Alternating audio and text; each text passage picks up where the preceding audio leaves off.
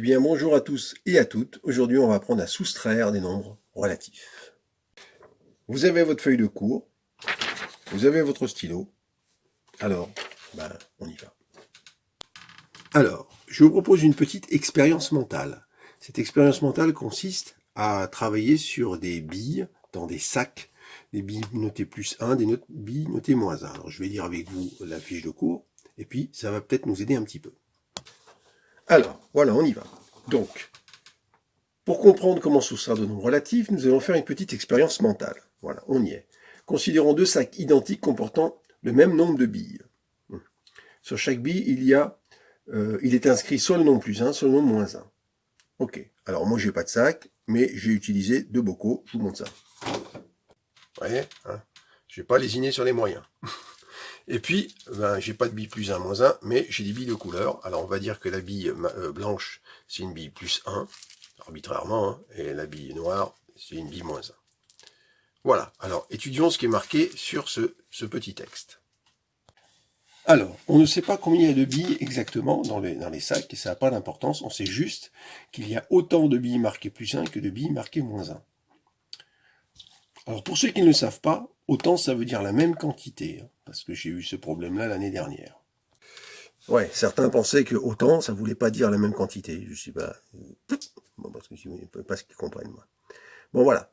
Donc, s'il y a la même quantité, chaque fois que vous prenez un couple de billes +1 et -1, que vous ajoutez +1 plus -1, la somme fait 0. Alors voilà, l'idée est la suivante. Dans le bocal numéro 1, nous allons retirer 3 billes notées plus. 3 billes blanches pour moi. Voyons ce que ça donne. Donc, par exemple, j'ai partiellement vidé le sac numéro 1 ou bocal numéro 1 pour moi. Et j'ai étalé les billes ici. Vous voyez, je les ai mis par groupe de 2. Donc ces deux-là, +1 plus -1, ça fait 0. Ça fait 0. Ça fait 0. Ça fait 0. Ça fait 0. Et il peut y avoir autant de billes que l'on veut dans ce sac. Du moment qu'il y a autant de plus que de moins, on arrivera à 0 en faisant la somme totale de ce qu'il y a dans ce premier bocal ou ce premier sac. Et c'est la même chose pour le deuxième bocal. On ne sait pas combien il y en a au total dans le deuxième bocal, mais on est sûr qu'il y a autant de +1 que de -1, et donc à la fin, la somme fait 0. C'est rigoureusement ce qui vous est marqué sur le papier qui est là. Voilà. Ici, on sait que la somme, ça va faire 0 dans les deux bocaux pour commencer notre expérience. Alors là, il y a des billes. Et bon, il y en a bien sûr plus encore dans le bocal, mais je les ai sortis par groupe de 2. On peut considérer, on imagine qu'il y en a plein, ça n'a pas beaucoup d'importance. Le total fait 0. Donc j'ai dit que je retirais 3 billes notées plus. Et observons ce qu'on a maintenant. Alors, bon, ça fait 0, ça fait 0, ces deux-là font 0 ensemble, +1 plus -1, +1 plus -1. Jusque-là, tout le monde fait 0. Le total de tout ce qu'il y a dans le bocal, peu importe combien il y en a ici, puisque on peut les grouper par groupe de 2, on peut les mettre par groupe de 2. Et on a 3 billes -1 en plus, excédentaire par rapport aux autres. Donc si on faisait le total, on aurait 0 jusque-là. Et puis là, on aurait -1 plus -1 plus -1, c'est-à-dire -3.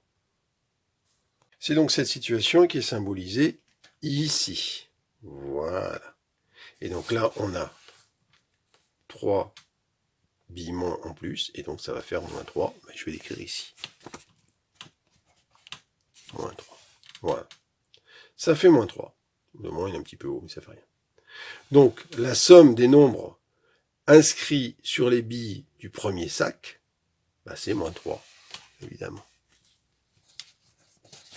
Voilà. Ok, j'espère que c'est clair pour tout le monde. On a 3 billes négatives en excédent, ça fait -3. Voyons maintenant ce qui se passe pour le second sac. Donc, on propose autre chose. Cette fois-ci, le second sac ou le second bocal que j'ai ici, a toujours autant de billes +1 que de billes -1 dedans. Donc la somme donne toujours 0 de ce qu'il y a à l'intérieur. Mais cette fois-ci, au lieu d'enlever des billes +1, on se propose d'ajouter 3 billes -1. Voyons ce que ça donne. Actuellement, voilà une partie du contenu du sac. On peut considérer que ça continue, du moment qu'il y en a autant de l'un que de l'autre. Et on va rajouter 1, 2 et 3 billes -1. Donc cette fois-ci, on a toujours 0 quand on fait la somme jusqu'ici. Mais à partir de là, on a 3 bi moins 1 en excédent. Et donc ça fait moins 1 plus moins 1 plus moins 1. Et donc si on s'intéresse à la somme qu'il y a dans ce bocal numéro 2, une fois que j'aurai tout remis dedans, eh bien on trouvera moins 3. Voilà, donc j'ai donc reporté moins 3 ici. Hein. Voilà, on a 3 moins 1 en excédent ici, 3 bi moins 1 en excédent ici. Là aussi on avait, mais pas pour les mêmes raisons. Là nous avions retiré 3 bi plus 1. Là on a ajouté 3 bi moins 1. Et donc ça fait également moins 3 hein, ici. Et donc je vais rajouter ici la somme des nombres inscrits sur les billes de ce second sac est moins 3. Qu'est-ce qu'on peut en conclure de tout ça? Bien, on a fait deux choses différentes. Dans le bocal numéro 1, on a enlevé 3 billes positives. Dans le bocal numéro 2, ici, on a ajouté 3 billes négatives. Mais quand on a fait la somme, on trouve la même chose. Et la seule chose qui nous importe, et c'est bien ça ce qu'il faut comprendre, c'est la somme des valeurs de tout ce qu'il y a, de toutes les billes dans les bocaux. C'est ça ce qui nous importe. Donc du coup, on peut dire que dans ce bocal, la somme est la même.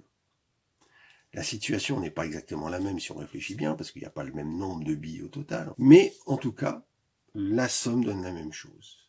Autrement dit, ajouter 3 négatifs, ça revient à soustraire 3 positifs. On arrive au même résultat. Voilà.